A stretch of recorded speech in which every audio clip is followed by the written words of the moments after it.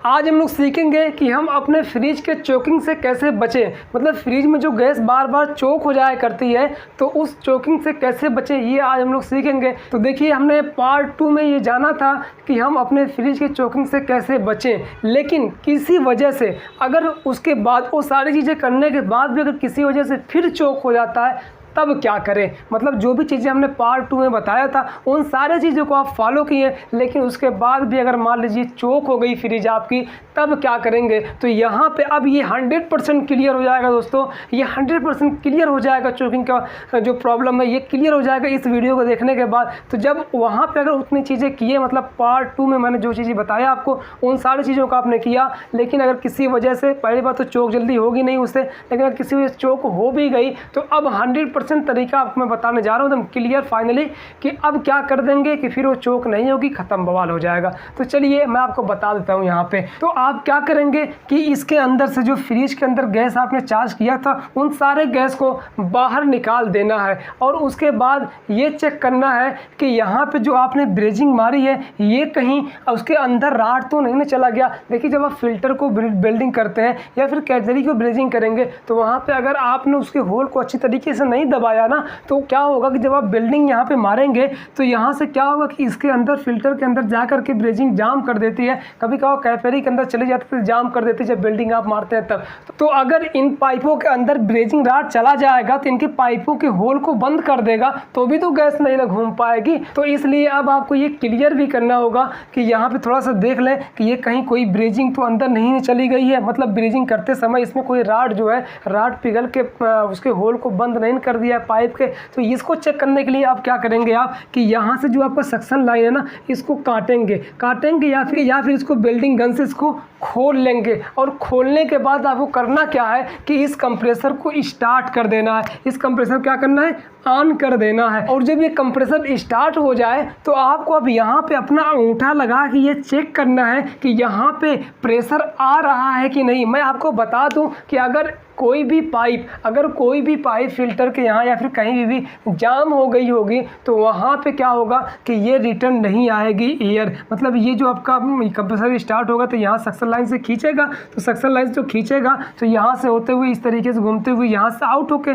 बाहर निकलेगा। तो अगर कोई पाइप ब्रेजिंग के वजह से, ब्रेजिंग के दौरान अगर ब्लॉक हो गई होगी ना, बंद हो गई होगी वेल्डिंग मारते समय, तो वहाँ पे जब जाम रहेगा तो यहाँ पे ये प्रेशर नहीं आएगा।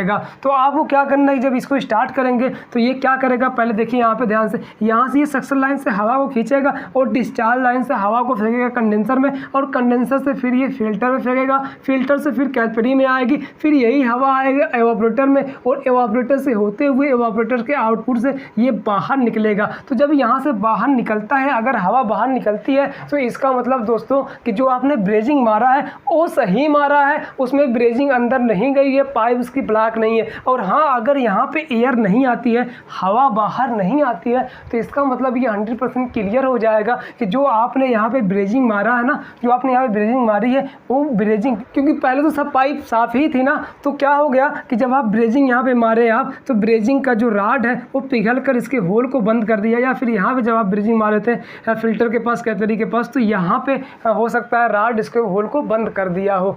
तो अगर यहाँ से पूरी एयर आती है तो इसका मतलब है कि यहाँ पे कोई भी ब्रेजिंग अंदर नहीं गई है, ये अच्छी ब्रेजिंग हुई है, यहाँ पे ब्रेजिंग अंदर नहीं गई है, तो यहाँ पे ये एयर आ रहा है। इसका मतलब कि ये सारे पाइपों से घूम करके हमारी जो एयर है वो यहाँ से बाहर निकल रही है। तो इसका मतलब ये तो क्लियर हो गया कि जो आपने ब्रेजिंग मारा था उस ब्रेजिंग में कोई मिस्टेक नहीं है, मतलब कि वो ब्रेजिंग मारते समय वो पाइप आपकी जाम नहीं हुई है, ये 100% क्लियर।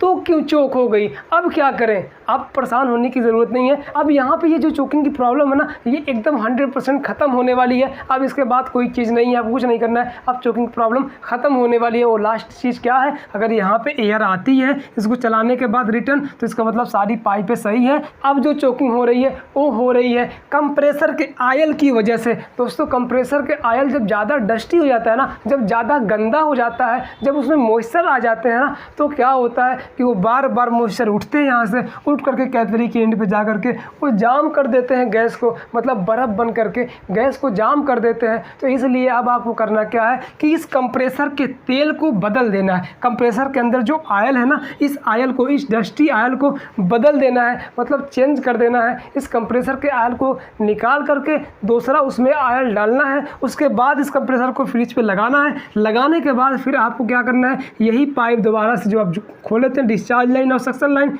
इसको आप इस पर जोड़ देंगे और जोड़ने के बाद इसमें आप वैक्यूम करेंगे अच्छी तरीके से वैक्यूम पंप से। फिर उसके बाद उसमें गैस चार्ज करेंगे। तो ये 100% आपकी जो फ्रिज है ये चोक नहीं होगी। तो अब इसके बाद 100% ये क्लियर हो जाएगा कि अब चोकिंग जो है ये ख़त्म हो गई। अब इसके बाद चोकिंग आएगी भी नहीं, क्योंकि हमने आपको पार्ट 1 में बताया और फिर पार्ट 2 में बताया कैसे चोकिंग से बचेंगे, और फिर ये जो पार्ट 3 बना है तो इस पे ये 100% क्लियर हो गया कि अब यहाँ पे 1 भी % चोकिंग का कोई शंका नहीं रहेगा। आप जैसे ही ऑयल अच्छी तरीके से चेंज करके इसमें ऑयल दूसरा डाल देंगे, मतलब जो भी गैस रहेगी, मान लीजिए अगर R134 गैस डाल रहे हैं तो वहाँ पे पॉलिएस्टर ऑयल डालेंगे, 68 नंबर पॉलिएस्टर ऑयल डालेंगे इसमें। उसके बाद 134 गैस आप इसमें चार्ज कर देंगे। फिर उसके बाद ये फ्रिज आपकी चोकिंग नहीं होगी, ये परफेक्ट तरीके से काम करेगी। तो मैं आपको तीनों वीडियो में एक चीज़ बताया हूँ जो कि कंपलसरी है, बहुत ज़्यादा ज़रूरी है। वो चीज़ क्या है? Vacuum pump. बगैर वैक्यूम पंप के